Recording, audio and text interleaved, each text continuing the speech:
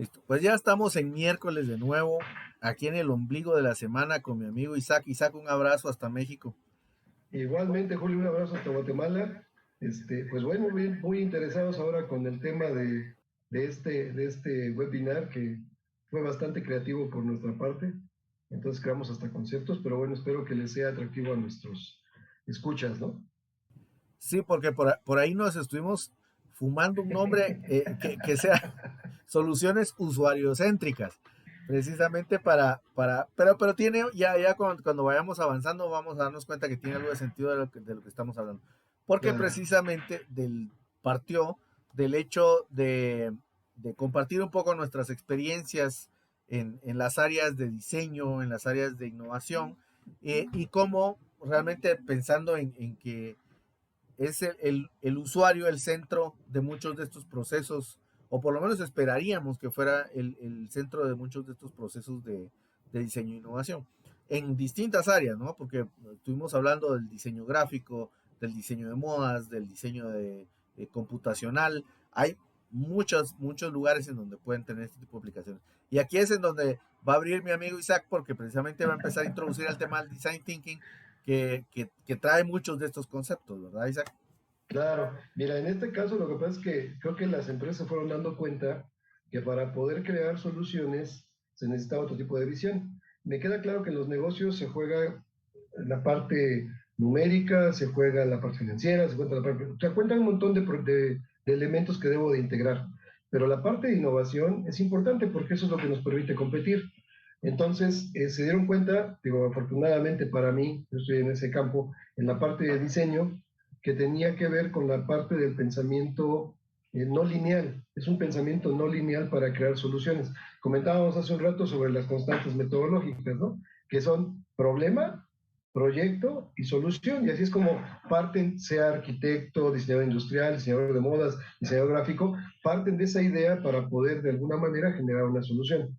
Otra visión importante es el centrarse en el usuario, como bien lo decía ahorita nuestro webinar, o sea, pensar en quién lo va a usar. Y otro elemento importante que ese no lo debemos de olvidar es que lo que estemos proponiendo sea útil, se pueda utilizar, ¿no? Entonces, en ese sentido, de repente las empresas no partíamos de otro tipo de esquemas y a lo mejor lo que se tenía como solución o como producto no era tan útil o no al menos como se tenía pensado. Entonces, comentábamos hace un rato, ¿no, Julio? En tu caso, la experiencia, por ejemplo, en el campo de sistemas, ¿no? En donde, por ejemplo, llegamos a soluciones que pueden ser de un erudito, pero que no tienen una cercanía con las personas que lo van a utilizar, y entonces se vuelve complicado el poder utilizar este tipo de cosas. Si hablamos del design thinking, esto tiene más de 20, 25 años en nuestro contexto de negocios, pero las personas no se dan cuenta de eso porque, bueno, a lo mejor ven que las empresas son innovadoras y que van creando productos, pero no pensamos en cómo lo pueden hacer. Y para ser competitivo no puedo dejar de lado este tipo de pensamiento para poder funcionar, ¿no? No sé cómo lo veas tú. Definitivamente. Porque creo que al final, en el proceso en donde a veces depende, como decíamos hace un momento, dependiendo, incluso independiente de cuál sea la disciplina, si fue un diseño gráfico, si fue arquitectónico, si fue diseño de tecnología, eh, muchas de las veces en el proceso de aprender las tecnologías, las metodologías para crear soluciones en estos ámbitos, puede ser que creemos alguna especie de sesgo en el que nosotros nos ponemos en el centro del proceso de diseño y no ponemos necesariamente a la persona que lo va a utilizar. Claro. Lo hablábamos hace un momento, yo vengo del área de tecnología, hace muchos años que ya no estoy en eso, pero en los años que ejercí, una de las cosas a las que me enfrentaba constantemente era un usuario de las soluciones tecnológicas que no entiende qué fue lo que hicimos. De hecho, había unos dibujitos, no sé si alguna vez los has visto, Isaac, donde decía, esto fue lo que pidió el usuario y entonces ponía un Ajá. columpio y un arbolito y un columpio común y corriente y esto fue lo que le entregamos. Y entonces era una cosa así, unas cuerdas por todos lados y tres asientos. Entonces, porque eso era muy frecuente que pasara. Porque Claro. cuando el diseñador se pone en el centro del proceso, entonces empieza a creer que el usuario no tiene razón. El usuario no sabe qué es lo que quiere. Ojo, que a veces pasa, pero parte del trabajo es guiar al usuario para que realmente entienda qué es lo que quiere. No necesariamente nosotros concebir una solución en función de lo que nosotros haríamos si nosotros no somos los que vamos a utilizar esa solución. Y mayoritariamente trabajamos así en las empresas, ¿eh? O sea, cuando asumimos el paradigma constante de que mi solución es la mejor, yo te pediría que empezaras a pensar si efectivamente esa solución le es útil a quien se lo vas a vender. Fíjate, la Harvard, ahorita estaba aquí revisando, la Harvard Business Review, hace un comentario y dice que se están produciendo cambios en las organizaciones en donde sitúan al diseño, como dices tú, más al centro de la empresa. Pero no es la parte estética lo importante, sino los principios que rigen la forma de creación en diseño para trabajar con las personas. Eso es lo importante. O sea, aquí no es el proceso, no es la maquinaria, no es, o sea, no digo que no existan, existen, pero no es lo más importante. Lo importante es quién lo va a utilizar y cómo lo va a utilizar. Y ahí hablamos y nos lleva a la parte de experiencias. Si recuerdan por ahí en otros webinars que hemos estado compartiendo, hablamos también de experiencias justamente del cliente, ¿no?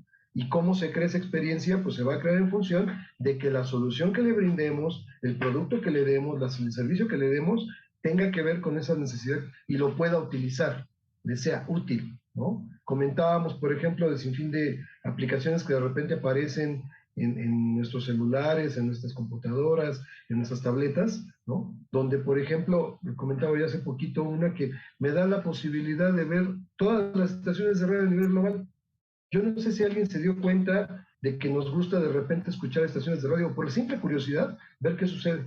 Pero esa aplicación te permite hacer eso, ¿no? Entonces, de alguna manera está creada, no sé por quién, habría que revisar quién la diseñó, quién la creó, pero está centrada para que intuitivamente yo busque en el globo terráqueo, pulse y sobre esa base se pueda tener acceso a una estación de radio en otro punto del mundo, del globo terráqueo, ¿no? Entonces, es interesantísimo ese tipo de soluciones. Parecería que no hay usuarios para eso o compradores para eso, pero existen. Tú comentabas hace un rato lo de Google, no sé si quieras compartirlo también, sobre las Bueno, sí, soluciones, sí, ¿no? estuvimos hablando de que precisamente hace algunos años, antes de entender un poco la filosofía de ellos, pues yo decía que Google se está metiendo en varios temas funcionales, creando herramientas y todo, pero queda un poco la idea, bueno, pero qué fea las están haciendo. Entonces, eh, pues un poco investigando cuál eran los procesos que ellos utilizan empresarialmente para ir creando estas soluciones, me voy enterando que precisamente ellos, parte de lo que hacen, siguiendo esta filosofía de design thinking de la que estabas hablando, era primero descubrir de la gente qué es lo que la gente realmente necesita, qué es lo que les va a ser útil y crear una solución para hacerlo. De pronto al Claro, principio no se ve bonita, pero estábamos hablando de algunos otros competidores de ellos, lo mencionamos antes, que a veces empiezan al revés y empiezan a crear soluciones muy lindas, pero que de pronto a nuestros oyentes les habrán pasado. Cosas muy lindas, pero que uno dice, pero no me sirve. Esto no hace lo que yo quiero que haga. O de pronto te empiezan a poner cosas bonitas porque son efectos visuales que en una máquina superpoderosa pues funciona muy bien. Y uno dice, ay, qué lindo el Excel que te hace unas cositas, pero de pronto puedes vivir sin eso perfectamente porque lo que necesitas es que el Excel haga las cuentas que necesitas y que no se tarde y que a la hora que le das el doble clic no tengas que esperar 10 minutos a que se levante el sistema. Entonces, Google parte de lo que hace es precisamente eso, centrarse mucho en diseño, partiendo de las cosas que funcionan. Ya luego, pues, le va poniendo un poco de estética, por aquí, por allá, le va poniendo y han llegado a aplicaciones que son muy, muy buenas. sí, Pero han tardado, pero el proceso se está centrando precisamente en la necesidad del usuario. sí. Y No, los y que hemos sido además, usuarios, precisamente llegamos a esa conclusión. O sea, se ve feo, pero la verdad que saca la tarea, como decimos aquí en Guatemala. no, pero además, como tú decías, o sea, lo hacen por una vez y entonces tienen que pensar en un segundo, y en un tercero, y en un cuarto prototipo, hasta que las cosas van quedando. Digo, es como si le fuera yo adosando diferentes elementos con base a la experiencia del usuario, porque eso es importantísimo también manejar. De hecho, el proceso que tengo que seguir, lo primero es empatizar, o sea, entender que el usuario tiene una necesidad. Puede parecernos absurdo a nosotros, pero tiene esa necesidad, ¿no? Entonces, digo, ¿qué serían de los diseñadores de sombrillas, ¿no? De paraguas, si no pensaban en eso? Todos los paraguas serían iguales. No sé si estás de acuerdo conmigo. Entonces no tendría el portable, no tendría el que se compacta, no tendría el que se abre al revés, ¿no? Para que no escurras el agua. O sea, yo no tendría esas soluciones. Lo primero que tengo que empatizar es en la necesidad del usuario. Segundo, definir en qué te vas a centrar, ¿no? Entonces, cuando estoy generando ese proceso de creación, ya vi, ok, al usuario le gusta que en este caso llegue la sombrilla seca prácticamente a la casa, ¿no? Entonces tendrías que buscar un sistema que drenara todo el agua, ¿no? Pensando en eso, estoy tratando de crear. Tercero es cómo le hacemos. A lo mejor es una tela que sea totalmente repelente, a lo mejor tiene un contenedor de agua, a lo mejor no lo sé, ¿no? Eso es importantísimo. Después hacer el prototipo, como dices tú tenías ese proceso en ingeniería, hacer el prototipo y ver cómo funciona, ¿no? Y por último, empezar, le llaman aquí testear, que sería hacer pruebas, ¿no? Básicamente sobre lo que funciona. Y empezar, y ese ciclo es infinito, porque al final del día, a lo mejor en la prueba, me doy cuenta que funciona al 50%. Entonces tendría que hacer otro cambio, otra más, otro cambio, otra más, otro cambio, otra más, hasta que me vaya acercando. Y esto se convierte en una constante, ¿no? Para poderlo manejar. ¿Qué sería de compañías como Nike, ¿no? Si no pensar en eso, en la innovación, por ejemplo, de ropa y prendas deportivas, accesorios deportivos, o del mismo Philips, ¿no? Pensando en que siguiéramos teniendo, por ejemplo, focos de lámparas incandescentes tipo Edison de hace más de 100 años, ¿no? Entonces, no sería posible crear otro tipo de soluciones. Ahora lo que tenemos es básicamente ese tipo de experiencias y se ha aplicado mucho a empresas para poder ser competitivo, ¿no? Eso también nos lleva a una periodicidad muy corta en ciertos productos o servicios, ¿no? Porque van cambiando, cambiando, cambiando, es una constante, ¿no? No sé cómo lo vean. Sí, bueno, sí, y es que es cambiar un poco los paradigmas. Es cambiar un poco los paradigmas porque a veces efectivamente sí nos quedamos con la idea, por supuesto nos gustaría que muchas de las soluciones que a veces nos encontramos sean soluciones que duren mucho tiempo. Eh, y en algunos ámbitos está bien pensar así, pero hay otros ámbitos en donde creo que nos tenemos que adaptar a que, como decía, creo que fue Heráclito, que la única constante es el cambio. Sí, Entonces, el entorno está cambiando y en algunos entornos está cambiando a unas velocidades impresionantes. Entonces, el estar preparado precisamente a, emocionalmente, hasta emocionalmente, para entender que la solución que estamos creando es una solución para este momento y para este problema, que ese problema puede cambiar en algún momento y puede ser otro tipo de cosas. Y eso me lleva ya como para ir poniéndole la guinda al pastel. Este, mencionaste un poco el primer paso, me regreso al primer paso que nos decías de uh-huh. que es descubrir sobre Empatizar. la gente. Y una Uh-huh. reflexión que me gustaría dejar plasmada, no sé qué te parece, pero hay muchas disciplinas en donde precisamente no nos explican mucho sobre, yo te diría hasta psicología, de cómo preguntarle a tu usuario, a tu consumidor, precisamente qué es lo que necesita, porque si te das cuenta, se necesita bastante experiencia, tacto, una, una, una habilidad humana, digámoslo así, de conexión humana, para realmente poder empatizar, porque se dice fácil, empatizar. Pero ¿qué es eso? Empatizar es sentarte y meterte en los zapatos de tu usuario, Uh-huh. del quien va a usar esa solución y preguntarle dónde te duele, qué es lo que quieres realmente que resuelva. Porque al final, si no lo hacemos bien, yo creo que no hay nada más ineficiente que resolver un problema que no existe, sino Exacto. el usuario se queda con su mismo problema, pero nosotros pensando que resolvimos un problema que estaba en nuestra mente, ¿no? Claro, es como si le estuvieras dando, y perdón el ejemplo, es como si le estuvieras dando una aspirina a alguien que tuviera un cáncer.